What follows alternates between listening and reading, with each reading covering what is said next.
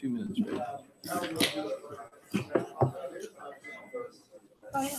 Me too. I gotta go with him. Is that right? Yeah, I've never met her.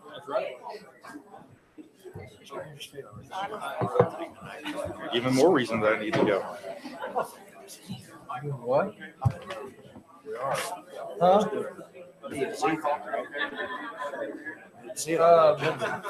I'm not sure about that, but, It should be on the agenda. but we were hoping that you would be, because it was a little chilly in here. Yeah. I like having space. No? What are you looking for?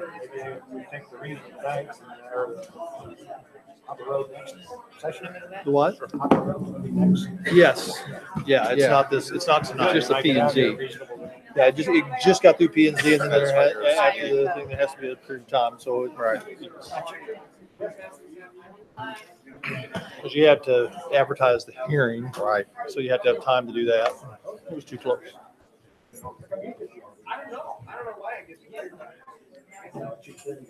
Yeah, you thin guys are cold all the time. That's what it is. A bad day. Yeah. Hi.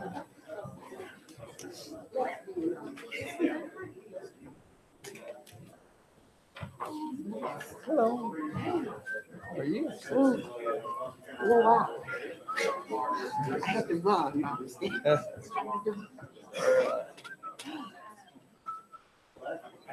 We talk about purpose built. Oh, before.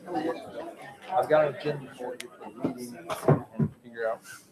So Florida's all right. I hope so. I think so. It is 5 o'clock. I'm going to call this study session to order. And I believe Pastor Mac Davenport of City Church is going to give our invocation this evening.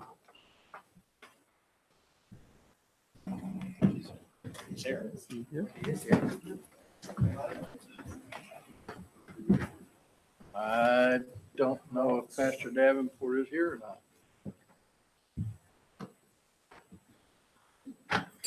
If not, I'll ask our esteemed city attorney, Eric Cunningham, to lead us in an invocation, please. Let's pray. Lord, your word says to give thanks to the Lord for he is good, for his mercy endures forever. Father, we're grateful for your mercy. We're grateful for all the ways that you have blessed us in our lives and together as a people, together as a city. Even in this room tonight, Lord, we're grateful for your kindness and your provision to us. Lord, I ask you to guide the people that are in this room. I ask you to guide our elected officials. Lord, that you will direct them, give them your wisdom. And Father, we ask you to honor you in all that we say and do. In Jesus' name, amen. Amen. Would you please join me in the Pledge of Allegiance? I pledge allegiance to the flag of the United States of America and to the republic for which it stands, one nation, under God, indivisible, liberty and justice for all.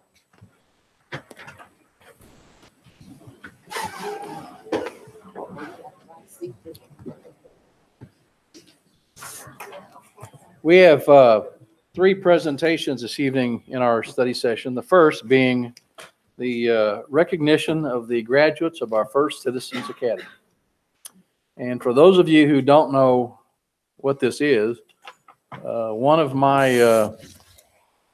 the things I was really interested in when I was elected mayor was to get more people involved in our city government, to get more people involved in all aspects of our city government, whether it be running for city council, running for mayor, or trying to get on a citizen advisory board, and just basically kind of educate people as to what the city does.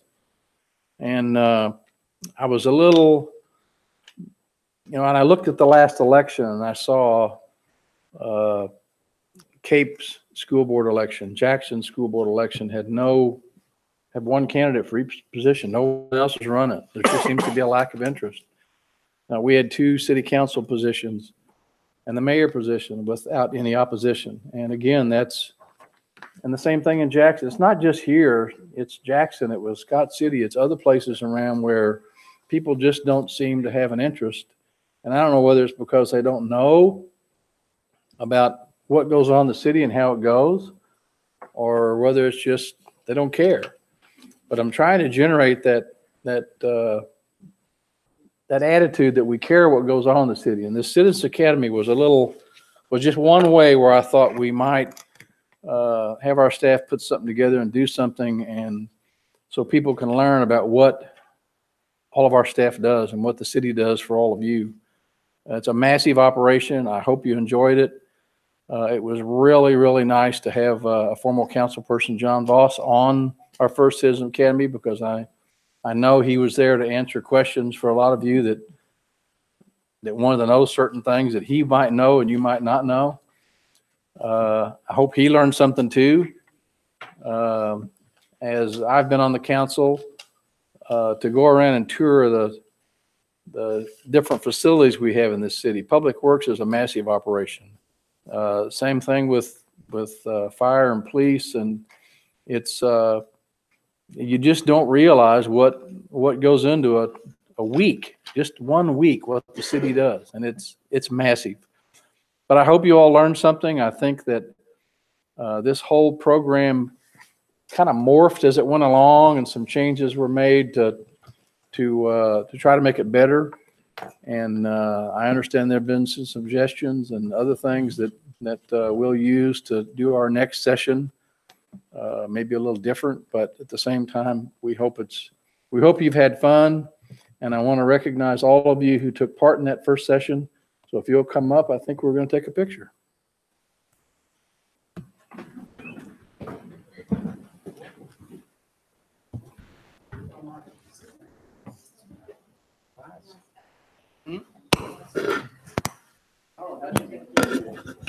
Let's take a picture just of them, with the council behind them. Or if the council would mind to stand up. You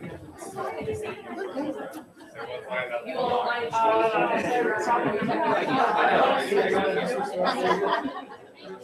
Okay. Will that work? No, if the council would mind to step down and Yes. in front of the dais on this step. Oh,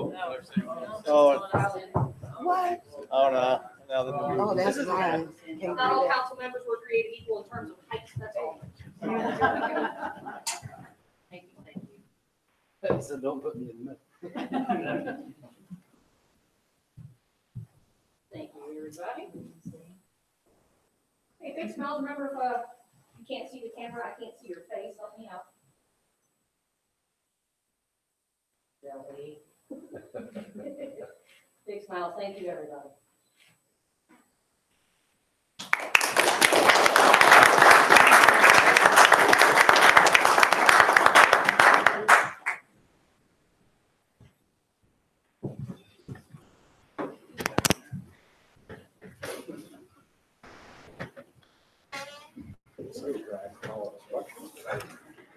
You what?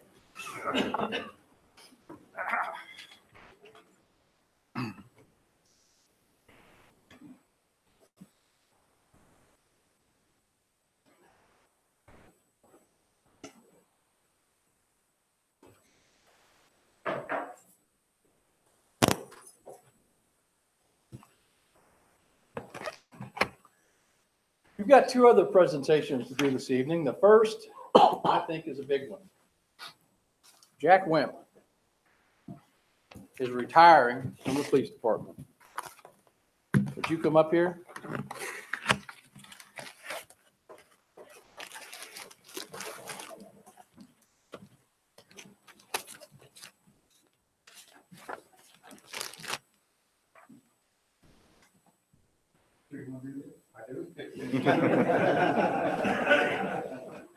I have a little book to read you here, so to speak. So bear with me. All right. After 33 years of service, we bid farewell to Assistant Chief Jack Wimp. He began his career with the Cape Girardeau Police Department on October 21st, 1985, as a patrolman. He was assigned as a shift identification officer in June 1991 and was responsible for processing numerous crime scenes. In August of 1993, he was transferred from the patrol division to the detective division. In January 96, he was promoted to corporal and transferred back to the patrol division up until October of 1998, when he was once again transferred to the detective division. They couldn't make up for it. He was assigned to fill a new position in the department at that time, the juvenile detective. It was in this position that Jack found his true passion. His assignment as the first juvenile detective for the Cape Girardeau Police Department paid tremendous dividends for the police department, the juvenile office, and the Cape Girardeau community. In September of 2000, he was promoted to sergeant and remained in the detective division until he was transferred to traffic unit and appointed as traffic supervisor in December of 2000. He laughs about that. Jack worked closely with all areas of traffic enforcement and safety while in this position. He worked with the MoDOT, National Highway Traffic and Safety Administration, and the Law Enforcement Traffic Safety Advisory Council. He was chosen as People Saving People Award winner for his determination and leadership in developing and implementing the PACE program and the high school Buckle Up initiatives in 2006. And it goes on. In April 2006, Jack was promoted to the rank of lieutenant and assigned to the officer in charge of Auxiliary Services Division, known today as the Operations Support Division. While in this position, he oversaw the day-to-day operations of the jail unit, the records unit, and all department's equipment and property, including fleet vehicles. January of 2009, he was promoted to captain and appointed as commander of the Support Services Bureau. The position was reclassified as Assistant Chief of Police in July 2014 and is the position in which he currently holds. He currently oversees the police department's budget and personnel and is overall responsible for the Operations Support Division, Training and Community Affairs Division, and the Auxiliary Services Division. Some of his most top accomplishments include seniors and lawmen together, the SALT member since 2014, FBI National Academy graduate, session 247 in Quantico in 2011, Chamber of Commerce member since 2008. He starred in Kill Shot, played the Ohio State champion. I had to go back and look at that movie. They can watch it.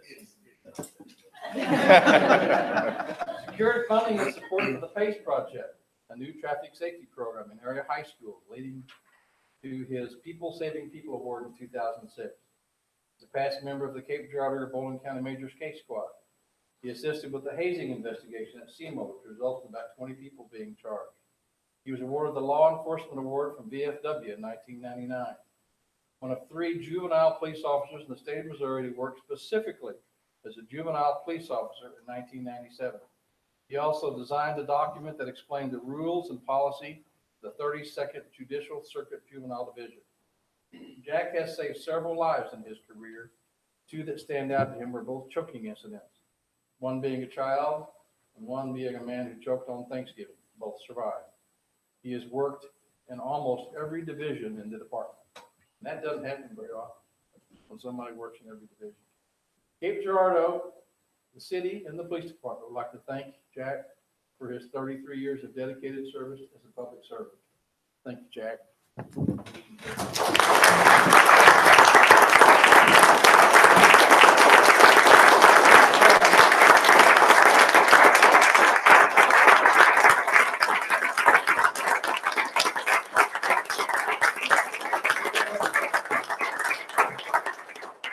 Appreciation and recognition of 33 years of loyal and faithful service to the city of Cape Girardeau. Presented this 15th day of October 2018 by the city in honor of the retirement of Jack Wentz. Service to the police department, 1985, 2018. Face here, here, and here. Slow turn. Over here, please. Mrs.? Oh, I got him. Oh, you got it. We're missing it.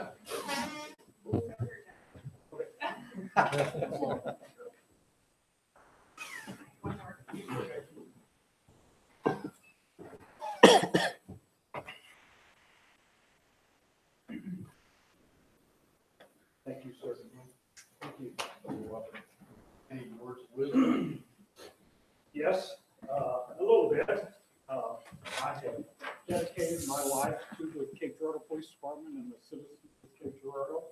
I think I have done the best job that I can do to make this community a better place to live and work, and it's my pleasure, but it's my time for me to leave. My wife is going to probably say something about this, but there was a problem when I was in traffic. They called me Dr. Death because excuse me, when I got to, they sent me to basic accident investigations, advanced accident investigations, and reconstruction for the highway patrol. And I got all this good training, and it's many weeks at the Missouri Highway Patrol. And when I got out of the class, I was like, I'm ready to go. I'm ready to go. I'm ready to work an accident. Well, little did I know that God was going to test me to make sure that I knew what I was doing. And we had like 6 or 7 fatal crashes right in a row, all at one time. Not at one time, but in the months ahead. And so I got some good training, and we had some weird crashes, like just different things. A kid that almost had a fatal crash in the roundabout at St. Francis. There were 2 kids in the vehicle.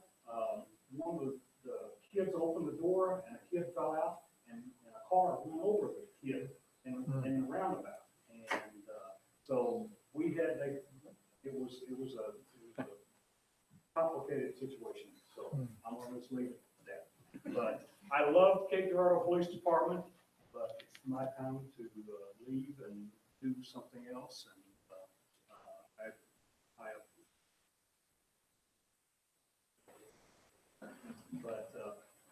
thank you for everything, and I appreciate it. And Thank you. okay. I hope you have a long.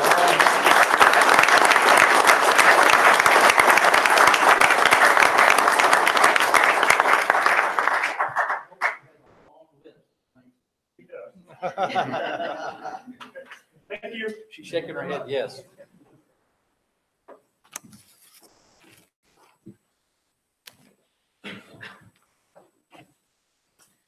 The beautiful business property of the month, our fantastic river campus. Angela Myers, you gonna come forward? You're gonna accept this? Thank you. It is always beautiful. I know you do a lot of work out there. Good. In honor of the river campus, I give you someone's phone. Yeah, I'm sorry. On board now.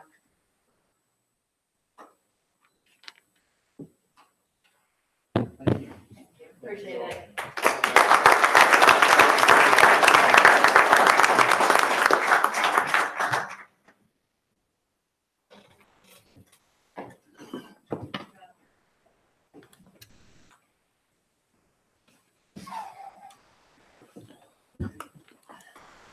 We'll move into communications and reports. Any reports from any council members? Dan? This past couple of weeks, I was actually able to attend a Red Star Neighborhood Development Initiative meeting. That is a feisty group of neighborhood residents who are really, truly fighting for the betterment of their neighborhood. And it's just always interesting, and it's a great way to get in touch with your neighbors and make sure that you stay on top of what's going on, especially in my ward, to hear everybody's concerns. And then to bring those concerns back to the city council is a fantastic thing for us to do. So their obvious major concerns are with lighting in public parks, making sure that we're lighting up areas in which nefarious things can sometimes happen. And little projects like that really do make a major difference. It's also really great for city council members to go to events like that and meetings like that, because then we can inform people of what's going on, what the plans are, and where those projects sort of lie. Because without that ready communication, I feel like a lot of times that misinformation gets sort of spread or rumored around. So it was a great meeting. Those people are fantastic. And if anybody's in Ward 1 and has questions, they host meetings every month. So it's always something good to go to. All right, thank you. Anybody else? All right. Yeah, I just wanted to report that I know that there's in my Ward 5, there's a large, I guess, I'm not sure the scale of it, a pretty good sized stormwater project going on right now. And I've heard from a number of residents in the area that they're pleased that that the city is taking the initiative to deal with the issue. I've heard from some others about the detours, but that's always to be expected. So thanks, Dan, and your crew for all the work you guys are doing. Yeah, I know I take that way to work, so I'm taking the detour every day too. So They've still got a lot of pipe laying around. Looks like they still have a lot to do. There's a lot of work there. They're doing a good job. The weather cooperates, they'll knock it out. Good. Anybody else? Shelley? No? Nothing? Not a lot going on right now compared to September. October 9th, we had our first 3 stakeholder meetings for the aquatic center and heard a lot about amenities and programs and whatnot and things that the consultant needs to know. And then the next day we had our first kickoff meeting with our consultant, which was very informative. And again, they're just in a kind of an information gathering mode to begin to put things together as to what the needs are for Cape Girardeau. So that's an ongoing process. Not much else that's happened in my world. Scott? Just to add to the aquatic committee, one of the things that was discussed, there's been talk about if there's other partners out there. And so just wanted to be open about the fact that if there are other partners or people interested in participating with the city and the school on the aquatic center, we'd love to hear from any proposals. I know the city of Jackson was at the last meeting and I think they're at least contemplating something, but we'll be looking for something. I think we'll be sending something out that to solicit that. But certainly, if you have any interest whatsoever, you can contact me, or you can contact committee members, or you can contact Julia. So, were you going to add to that? I wanted to reiterate that we will have something formal coming out, just requesting looks like a letter of intent or interest. And also that we will be citizen and stakeholder input on a survey that will be coming out tomorrow or the next day or two. So that'll be about 2 weeks that we'll solicit that type of input and opinion for the consultants to review. It'll be on our website and we'll make a public in our press release on that. Yeah, thanks for that reminder. We are going to be soliciting citizen input, and so we want to hear from everybody. Really casting a wide net now, trying to find all the possibilities out there. Try to come up with the absolute best use to using the $6 million and the operating costs we're putting forward to leverage the best facility that we possibly can get. So, want to make sure everyone was aware of that and the survey. Thanks for that reminder. We did receive a note back from MoDOT. It appears that they're moving forward without the trail. I know you discussed that last meeting. And then we just received today or yesterday that Chad Hartle's Liberty Apartments made it through the first round of approval. Those apartments on Walnut there at Walnut Bodian. Right. So that was some good news. Those are moving forward. Okay. Yes. Can I just go back to what interchange, MoDOT? Yes. Tell me if I read this correctly. There will be a sidewalk or some kind of.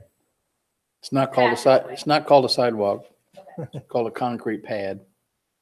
But something people can walk Yeah. through.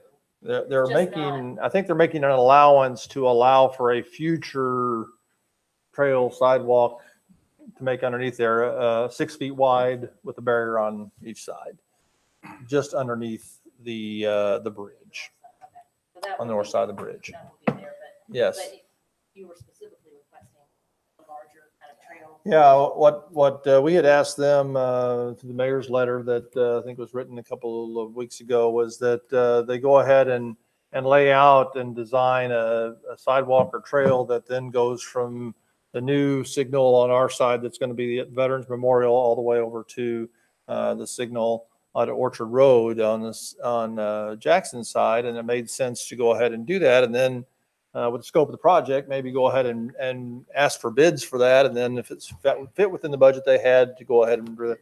And that does not appear that they will do that. It just made sense to acquire the right of way and do it at the same time this goes on, the same time you're doing the street, but MoDOT wants nothing to do with that, so Yeah. I don't know what else we can do. I pretty much reiterated the position they had at the Simpo meeting. That was discussed there, and that was their position at that time. And That's Mayor true. Hawes from Jackson was there advocating for the same thing. And we are. Right. Anything else? Of course, that's all I have. Okay. Mayor. Real quick, Lloyd. Right. Thank you. This weekend was I know a lot on Chief Blair's staff, so thank you for that and keeping everyone safe. And it looks like Broadway got cleaned up a lot better than what KFAS had first reported. Well, I had heard there were some, and I saw some pictures of the mess on Broadway and everywhere else after homecoming and the parade and all the hoopla that goes on with that. And I'm not on Facebook, but someone said there were all sorts of pictures all over Facebook that didn't really look good, but the students were out there the next day and it's cleaned up fantastic. So we thank the students at SEMO. And while I'm talking about SEMO, I think Professor Ivy Shin has some political science students from her class here this evening. Is that true? Would you all stand up and just say hi and say, just three of you?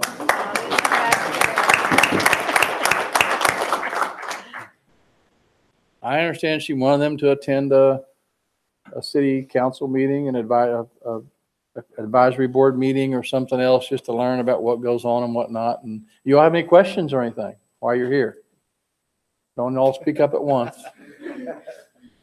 I didn't mean to embarrass you, but I want to acknowledge that you're here and we thank you for being here. No other communications and reports. We will go right into the P&Z report. Mr. Glenn. As my glass lens falls out of my glasses, I'm gonna do this one-eyed. How's One that? eye. Your lens is right there. Pick, Wow. Don't step on that. See it? One-eyed is even blurrier than no-eyed.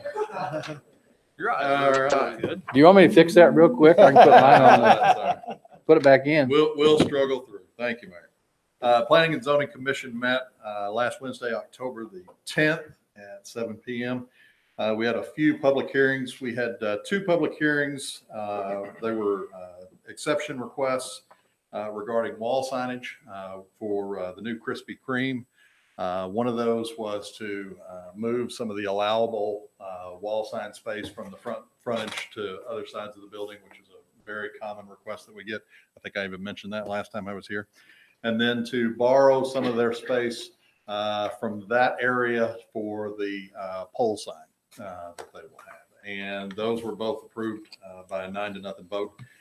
We also had a public hearing on the request of Brandon O. Williams to rezone property at the southwest corner of Hopper Road and Old Hopper Road from R1 to R3.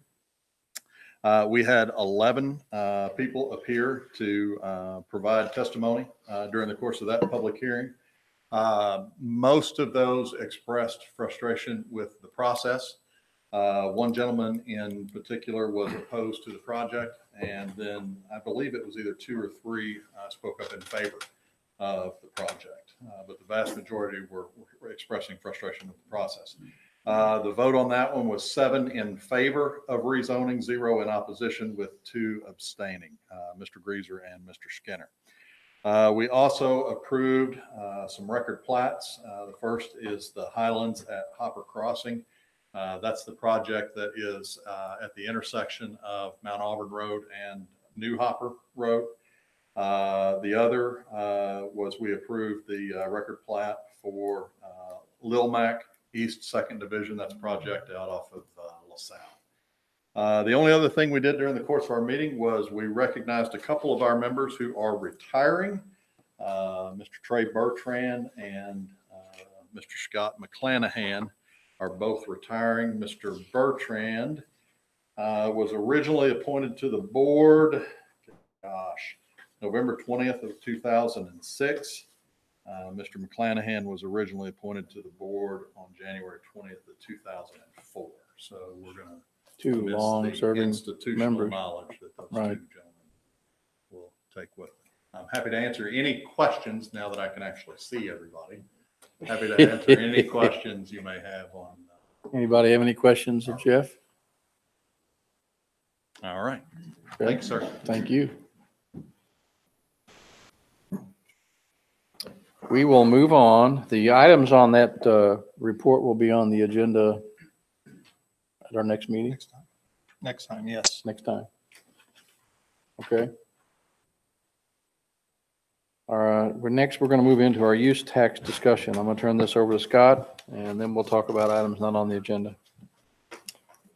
Council, I wanted to spend some time tonight sharing with you a little bit of our discussion that we've had with staff regarding the use tax, the Wayfair decision, and what our strategy might be as we go forward. We're going to need to make that decision in advance. If we were going to set an election in April, we would need to be starting that process in November. So we need, if we were going to do that, to do that. And we were kind of thinking maybe considering doing a use tax election in April, but as I've visited with staff and we've looked at it, and we went to the MML, the Wayfair discussion there, really maybe changing that to wait a little bit longer. But want to just kind of lay some groundwork first about where we are. Retail purchasing, marketing, and delivery is changing. I don't think that's a surprise to anybody in this room. My sons are in their 20s, late 20s, mid 20s, and they shop a lot differently than I did when I was their age. I think they have more money than I did at that age, but they also they go look at things. They might go to a store and look at things, but when it comes time to buy it, they tend to pick up their phone, and more and more that is the case. And so that's a reality that we have in the middle of, and in fact, that's probably what motivated the Wayfair case to say that we need an equal playing field, and we need to be able to that it is fair, in fact, to collect tax on a retail sale when that's what it was, and the fact that it wasn't purchased at a location, a fixed location shouldn't be a factor. And so Wayfair said that is different. That it isn't different. Actually, if you go back to Quill, which was the original decision, and I'll try to give me some slack here because I probably will miss it a little bit. But basically, Quill said it is a sale. They just said it's too difficult. It's too big of a burden to put on retailers to have to figure out how much sales tax to collect and to do that. And so it said the burden is too big. It didn't say it wasn't a sale or that wasn't fair. It said it's too big of a burden. Well, now then, fast forward decades, it's no longer the same burden. People aren't ordering from catalogs and writing checks and sending it in and mail. That's not the process any longer. It's an electronic process, and all of a sudden, it's not the burden that it used to be. And so the Supreme Court basically said in Wayfair that this is manageable, and they gave a few items that had to be decided by states and localities in order to make it easy. First of all, they said that you had to have a nexus. You have to decide what makes it a nexus for your state. So in Wayfair's case, they said $250,000 worth of business in a state qualifies. Our currently some states in Missouri kind of uses a use tax and says if you have a physical presence in a state, that's denotes a nexus. So it says you have to have a means of defining it. If it's going to be outside your state, then you're probably going to have some kind of a minimum threshold. $250,000 was the one I think that was used in Wayfair. It was 100,000. Thank you. So that was there. So that's kind of a threshold that worked, that the Supreme Court said does work, but it could be higher. It could potentially be lower. Probably lower is a little harder to push. But so it's not going to be people that are selling $1,000 worth of stuff out of their, out of their basement. It's really going to be a decent size. But that's something that the state will have to decide. What is a nexus? How big is it? Second thing is you have to streamline. There's been streamlined legislation for several years. Missouri has had a streamlined tax in front of them, and it's pretty complicated in Missouri. But the legislation has been written before, and all of that's been figured out. But one thing about the streamlined tax is you have to be consistent. So there'll be some lost flexibility when it comes to tax holidays. Well, everybody's gonna have them or not have them. Certain things that tax and not tax, going to have to be consistent in that, because again, the court is saying it has to be easy or easier for the retailer to be able to scale that.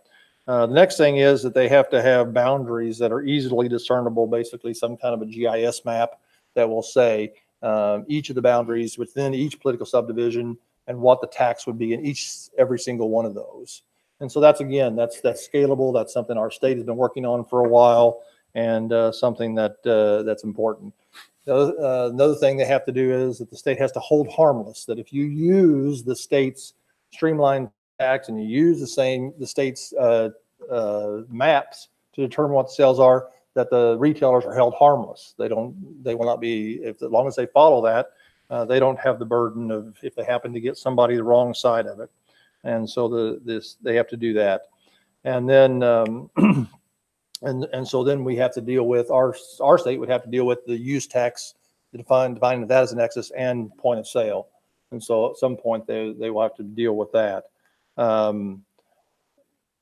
In some ways it's going to make things harder on the state. So it's going to not necessarily be simpler for the state, but it's going to simplify it for the retailers and streamline it. And so if you got rid of use tax, that would be one way of really streamlining it.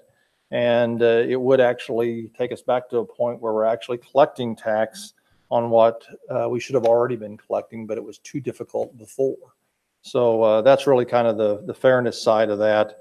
And I think in the long run, it's going to really focus a lot on the larger retail online businesses and less on the mom and pop resources that it is a burden on them. So I think for us, as you go back and look at the impact that all this has had on us, look at the data, the last 7 years, our tax in our general revenue tax, our general sales tax has grown, I think 4 of the 7 years, less than 1%. A couple were like 3%, and then one was like a little over 1%. So very retarded growth. When you look at actual retail sales nationwide, they're at 4% and plus. And so we're seeing that effect. The fact that we're a regional hub and the fact that we've depended upon sales tax, that's what we chose to do. I think it's a good decision. It's going to affect us more because of that. So we have to really look at, and what we've said is we need to really look at what does the future hold for this, and how should we adjust to that. What staff and I believe is that there are so many questions about all this. We'd really like to focus on what the legislature needs to do and work with the legislature to come up with that simplifying of that through the Wayfair decision. And then we can respond to that. We'll be in a position to really lay out for citizens exactly what the effects are going to be and exactly what are the pluses and minuses so that they can make a fair decision. If we went to them this April, we would probably be saying it could be this or it could be that.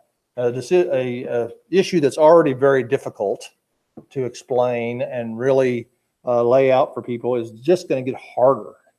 And so we were reluctant for that. And we think our time would be better spent continuing to educate our citizens in the city about this issue, but also working with the legislature to try to come up with a succinct and simple reaction to the Wayfair decision. One of the things that's come up about Wayfair is, well, this needs to be revenue neutral. Well, we don't want to raise taxes over this. Well, like the point I made before is that the revenue is really what should have been collected all along. And secondly, for most cities, and certainly for our city, all but our 1% general sales tax is sunset. Citizens will have a chance to weigh in on every bit of our taxes except for that 1%. So citizens can and will have many opportunities over the years to weigh in and say, no, we think you're collecting too much money. We're gonna deny that, the continuation of that tax. So in my opinion, and our staff's opinion, it really makes sense to do that. Another factor that weighs in is that the school bond issue in April, they're probably going to have a no tax increase bond issue. That would be another item that would be on there. We'd be competing with that and explaining that, and then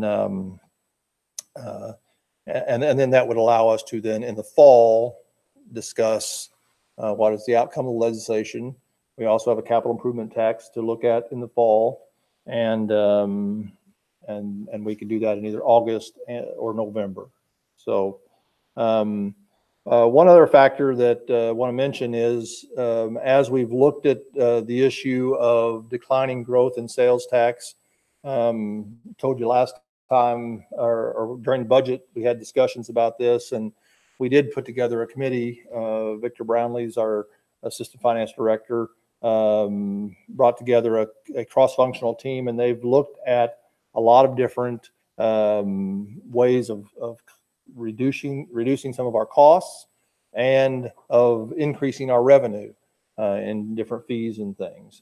And of course, you've already seen some of the outcome of that in how we went about the new banking contract, and that yielded some reoccurring revenue. So those will be coming forward as time goes on, and our first 4 months of the year have been better this year than last year. Now, then we're comparing to a year ago that was flat growth. So, even though it's better, we kind of lost last year. So unless you get double, you're really not even back to equal. But we do feel better about it. And we feel like between those things that we will be able to deal with the ongoing concern for next year's budget pretty well. So we feel okay with putting it off as well. So I guess tonight I'm asking for your guidance on mine and staff's recommendation on not preparing a ballot issue for this April and looking toward fall to do that. Any comments? I've got a couple of questions, I guess. So, is that November that the capital improvement, November of 19, the capital improvement will expire, correct? It's actually, I think, December 31st of 19 is when it actually expires, but we would want to either take action or let it expire, or know that we're letting it expire prior to then. Is there been any discussion when we feel like we might have a grasp on Wayfair and what net dollar that could potentially, or we're not even there yet through legislature, really, right? Well, we believe the number is between $2 and $2.5 million, depending on how it's, how it is, how they, what they do with the Nexus and different things. Right. But we think it's in that realm. But but that's really the heart of what we did is we believe that and would encourage the legislature to take action this session. This is something that we believe is important for the state to not have hanging out over their heads all over the state. But we would like them to really make it a top issue. And so we would hope that by spring, summer, we would understand where they are on it. I guess from where, being on council the last 2.5 years, we got ramped up so much to discuss use tax. I don't think we foresaw that Wayfair was a possibility. Yes. I would definitely feel more comfortable taking a step back. And we know how difficult, if we're being honest with ourselves, we know how difficult a use tax pass would be. Yeah. I think from where I'm at, I would want to wait, and it would be great if we could fix some of our issues with Wayfair instead of the use tax. So with that being on the table, I would agree with you and staff to wait until we know more, and then we've still got plenty of time, I would think, for August or November. Hey, Scott, have you heard anything out of, I don't know how close your ear to the ground is in Jeff City with the legislature, but is there anyone prepared to come out on this early with some proposed legislation? I have not heard. I have talked with Senator Wallingford about it. He is on Ways and Means in the Senate. But someone would have to file a bill before it got to his committee. Absolutely. And In the House and the Senate both. and I haven't, but I have not heard anybody out front yet. Okay. That's something we can do as council people, is talk to our legislators and Well, sure. educate them on the issue and just explain the importance of why they need to get something done this session, because it affects not just us, but there's another, 800 or 900 cities around the state. Yeah, They're in the same boat. I guess that's kind of what I was getting at. I mean, with the other cities in the state, the MML or whoever it is that has their ear to the ground or whatever, maybe some guidance on targeting of, who might want to come out and support and propose some legislation. I don't know if any of our local legislators are going to come out and propose specific legislation. I mean, they may back. I don't know. I'm just wondering if, I know just in my work, when we have legislation we would like to see passed, we're going to go to someone wherever they are in the state that we believe would propose it and say, look, let's help us, let us help you. So I would hope we could do that here in Cape Girardeau. And I also think Scott and I have talked, there may be a number of times throughout this legislative session, throughout the year, when we may, as a council, have to send somebody up there periodically just to talk to specific legislators or other people and educate them in that process too. So okay. It's an ongoing issue. And we do have contacts through MML and through MCMA where if it appears some legislator is coming out, I talk to other city managers or other mayors and network that way, as well as, like you say, go and talk with them as well. But we think the effort focused on that is better spent. Well, I certainly think for us, focusing locally is good. I just didn't know on the state level. I think even on the state level. We gotta start, Groups that the cities. we have to start local and then spread. But start collectively as a council. Yes. Staff and moving. Yes. I don't know if that means we Yes. come to some kind of formal agreement or whatever. Yeah, kind of what I have in my head is that if we decide to delay the vote, any kind of vote issue that we would have to the fall, then I would wait until after the November election and then have a study session with council and talk through the issues and come up with some strategies to move forward and to work the legislation. But I think also we want to continue to educate our own citizens. So what you're saying though is that it's the city's belief that our flatlining sales tax, receipts are due more to the growth of internet sales as opposed to any kind of economic downturn or problem like that. Yeah, what we've looked at, that seems to be reasonable, that, because if you look at, some of the additional retailers we have, the growth in restaurant sales is a little less than what the national retail looks like. So, I mean, I would think we would be on that same type of trajectory, but we're just not collecting all of it. On the retail part. On the retail part, The yes. retail. I think the average over the last 7 years in restaurant is like 3.8, 3.9% growth. If we were getting that on retail, and that would put us in that similar realm, I believe. I was just going to ask that projected $2 to $2.5 million that potentially could be generated. Where are those numbers coming from? Just past internet? It's based on the base of what the county is currently collecting on their use tax. So if you take just the use tax portion, then you're in about the 2 million realm. And that's assuming that we keep all of our existing taxes. So if use tax is based on the cumulative of all of your sales taxes. So if we let any of those expire, then it would be less, it could be less. But just taking that and then straight lining it from what the county's getting from their use tax, it comes out about 2 million. Because I don't know how you define the nexus, it might get broader than we allow our projections to go to like 2.5. And it could be more, it's uncollected now, so you don't really know, but we're pretty conservative. Do we know that buyers would be charged that excuse me, let me rephrase this. Okay, let's say I order something from Amazon. All right. Yeah. The use tax receipt, would that be here in Cape, or would that be from, for instance, if I order something on Amazon, it's coming from Hazelwood, correct? Right now. Where would that be collected? You order it where you order it.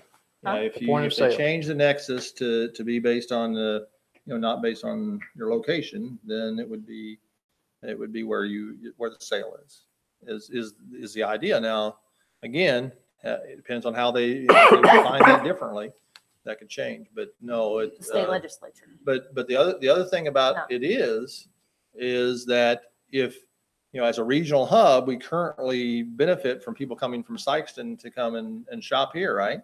So if they come here and look at things and then go home and order them, then it's their the Sikeston tax is what would apply, and it would be collected and go there. Mhm. So there this isn't there are parts of that aren't a remedy to all of that. If that makes sense. Oh, yeah. It just, we'd had a conversation previously about the whole,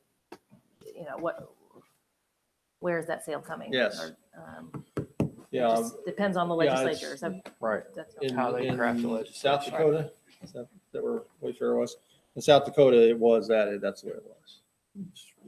Point of It's the sale. point of sale. So it's going to just depend on the way they write the legislation. Yes. Whatever they can get passed. They guess. could do something different. You never know. Anyway, I think we've got pretty well consensus. I think the council agrees with your decision. I don't see anybody saying no, and Well, thank you very much. good. I appreciate that. Are there any appearances this evening on any items that are not on the agenda? Brandon Williams. Thank you, sir. Brandon Williams, 3208 Lakewood Drive, Cape Coral. I'm here just to clear the air, talk about the Hopper Road rezoning a little bit. There's been people talking about we're putting in assisted living, we're going to do apartments, we're going to do this, we're going to do that. We're not doing any of that. I haven't talked to anybody about anything like that. What we're going to do is what I proposed back in July 2nd to y'all. We're going to do a 55 and older community on the 18 acres that we're planning to, or we'd like to see rezoned. It's going to be similar to the development behind the mall called the Villas of West Park, which is owner occupied, empty nest people that they're looking for something that maybe they have a house in Florida, they have property somewhere else. The outside maintenance is taken care of by the HOA, and that's what the development's going to be. Now then, on the front 21 acres that you guys have already approved the preliminary plat, we're going to do homes like the Williamsburg subdivision. They will either be the traditional style home that's there, or we might do craftsman homes. I haven't decided on that yet, but whatever homes we build are going to be very nice. Okay. So that's our plan for the property. And I'm here to answer any questions or anything about the rezoning. I don't have any questions. I'm glad you came forward and talked about exactly what you want to do. I mean, in the past, you've done what you said you'll do when you do a development, and That's right. and we've got that historical perspective to look at. So that's a good thing. All right. Thank you. Oh, Mr. Lawrence, I'm sorry. Yes. You are not going to do then the rental home plan in that R1 section if the rezoning occurs. Yes. Is that correct? That's correct. Okay, there was confusion about that, but thank Right. you for. And I don't know where clearing somebody that. came up with that. Okay. We've never talked about that.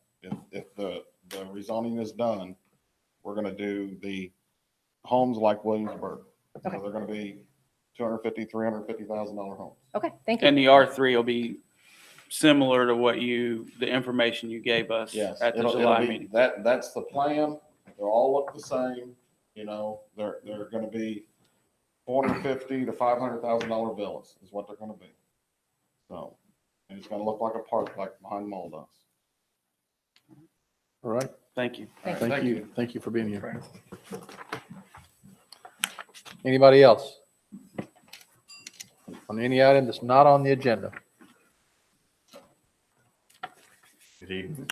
My name is Gunnar Knudsen. I'm here for consideration on Parks and Rec Board.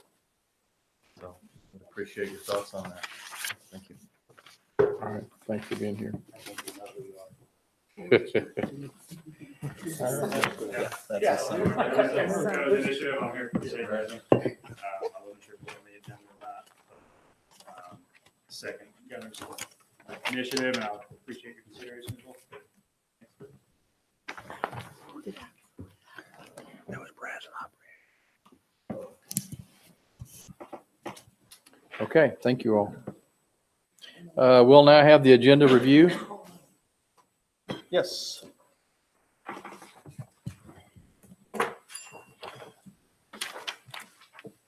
There's no public hearings tonight. On the consent agenda, we have the minutes, and then we have number 2 is the second and third reading of the design build contract with Pennzoil Construction Company for Kappa Hall Ball Field.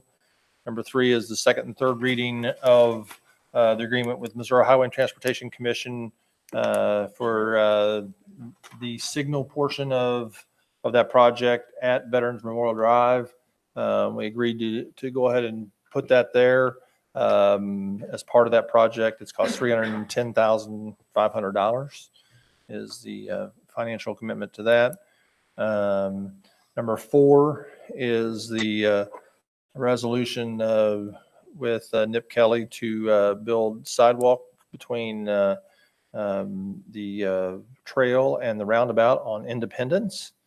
It's about a $121,000 project. 78% of that project is federal money, and we're paying the rest of it out TTF 5. Number 5 is the Emergency Solutions Grant Program. This is a program we do each year. We work with some great partners at Safe House, at Community Caring Council, Catholic Charities, and work with them to provide emergency housing solutions in our community. This just allows us to go ahead and start the grant process and execute all the necessary grant documents. Number 6 is the final payment to St. Louis Bridge Construction Company for the Sloan Creek Bridge on Bend Road, about a $990,000 project, TTF 5. That was a great project to get completed. It was a difficult detour for the folks down at Red Star. So we appreciate their patience for that. We have that done. And then the last one is the street light conversion program, the LED street lights. These make our costs a lot less for the operating of these street lights. We had lights on North Kings Highway, Big Bend Road, Lexington, and Hopper. It's about a $32.6 thousand project, and probably about 6-7 years we'll save that much money. So that's all the consent agenda. Are there items you'd like to remove from the consent agenda or make comment on? I just want to make one comment, especially about the Sloan Creek Bridge. I bet now with the water rising the way it is, everybody's pretty happy with the rock revetment being brand new underneath Sloan Creek Bridge right now. The river's rising pretty quickly, and so it's good to have that new infrastructure in place right there north of the casino. Absolutely. It makes you feel a lot safer. Scott, can you talk just a little? I was looking at the 2018 LED map. When will we be looking for like phase 2 of that, where we would be putting in more? I'm not sure. I think this was the second phase. I think the first phase was in South Cape was the first one, and then this one. And I can't remember how many phases we had. Did we have 2 or 3 phases on that? It's gone. Yeah. We'll check on that and get back to you. Well, I think in TTF 5, we allotted an amount for each year of the program, but we'll verify that and get back to council on that. So it's something that probably will be ongoing in TTF 6. And Yeah, we think it's a good program because it saves, saves the money, and eventually you could actually then. I would hope that in TTF 6, we can get more and more of them done, 'cause it's just going to save us more money in the long run. Thank you. Any other questions, comments on the consent agenda? New ordinances, we have a ordinance with the Missouri Highway and Transportation Commission. Again, this is for the bridge work, the Bill Emerson Memorial Bridge. When they do this work, they want the ability to either close Fountain Street for short periods of time or do a ride in, ride out there when they're doing the construction. So because we control that, they want an agreement to do that. So that's what this does. I believe we have number 9 is an appointment to the Parks and Rec Advisory Board. You had 2 members here that are seeking appointment, and you had some advisory sheets in front of you, which I think are tallied. So I don't know if you want to announce those now, or I will announce those now, if you were done with the agenda. I am completed. We had 4 appointments to appoint to the Parks and Rec Advisory Board. 2 were reappointments. Ann Dohan and Roger Hudson were reappointed. And we have 2 new appointments, Gunnar Knudsen and Brad LaBriere. So, thank you, gentlemen. You all want to make any comments? All right. Thank you. Thank you for being here. We will now call this regular session to order. Bang my gavel again, and we'll have the roll call. Ryan Essex. Here. Bob Fox. Here. Robbie Guard. Here. Victor Gunn. Here. Stacy Kinder. Shelley Moore. Dan Preston. Here. At this point, I'll entertain a motion to adopt the agenda. So moved. Motion by Victor Gunn. Do I hear a second? Second. Second by Dan. Any discussion? If not, all those in favor signify by saying aye. Aye. Any opposed? Motion carries. We have no public hearings this evening. Are there any individuals who wish to make comments regarding items that are listed on the agenda this evening? Anybody here to make any comments on any item that is listed on the agenda? Going once? All right, thank you. At this point, I'll have Eric do the consent agenda. Thank you, Eric. Number 18-142, an ordinance authorizing city manager to execute an agreement for professional and construction services with Pencil Construction Company, Inc. for improvements to Capitol Hall Ball Field in the city of Cape Girardeau, Missouri. An ordinance authorizing city manager to execute an agreement for professional and construction services with Pencil Construction Company, Inc. for improvements to Capitol Hall Ball Field in the city of Cape Girardeau, Missouri. Or 18-145, an ordinance authorizing city manager to execute a municipal and cost apportionment agreement with Missouri Highways and Transportation Commission for a diverging diamond interchange at Highway 61 and Interstate 55 in the city of Cape Girardeau, Missouri. An ordinance authorizing city manager to execute a municipal and cost apportionment agreement with Missouri Highways and Transportation Commission for a diverging diamond interchange at Highway 61 and Interstate 55 in the city of Cape Girardeau, Missouri. Number 18-148, a resolution authorizing city manager to execute an agreement with Nip Kelly Equipment Company, Inc. for the Independence Street Sidewalk Project in the city of Cape Girardeau, Missouri. Number 18-149, a resolution authorizing applications to the Missouri Housing Development Commission under the 2019 Emergency Solutions Grant Program for the Salvation Army, Safe House for Women, Inc., Community Caring Council, and Catholic Charities of Southern Missouri, and authorizing city manager to execute all necessary grant documents. I'll entertain a motion to pass the consent agenda. So moved. Second. Motion, Mr. Gunn, second, Mr. Guard. Any discussion? If not, all those in favor signify by saying aye. Aye. Any opposed? Motion carries. We have one new ordinance this evening, Bill 18-147, an ordinance authorizing the city manager to execute a municipal agreement with the Missouri Highways and Transportation Commission for bridge work on the Bill Emerson Memorial Bridge in Cape Girardeau, Missouri. Motion by Ryan. Do I hear a second? Second. Seconded by Shelley. Any discussion? If not, all those in favor signify by saying aye. Aye. Any opposed? Motion carries. We've already done the appointments. Is there any other business? Motion on the appointments. Oh, well, I'm sorry. We do need the motion on the appointments. Motion by Mr. Essex, Second. second by Mr. Guard. Any discussion? Nice to see young blood involved on the advisory boards. It's something we don't see very often. We saw a lot of younger people involved in our Citizens Academy this evening, and hopefully some of them will be applying for advisory boards also. So we appreciate your interest and looking forward to all the exciting things that are going to happen. Any discussion? If not, all those in favor signify by saying aye. Aye. Any opposed? Motion carries. It's official. Other business? Move to adjourn. We do need to have a closed session this evening to discuss issues listed in the revised section Missouri 610-021, including two but not limited to legal actions, cause of legal action, litigation, leasing, purchasing, or sale of real estate, hiring, firing, disciplining personnel issues, or confidential or privileged communications with its attorney. Motion been made in second, so we will adjourn to closed session.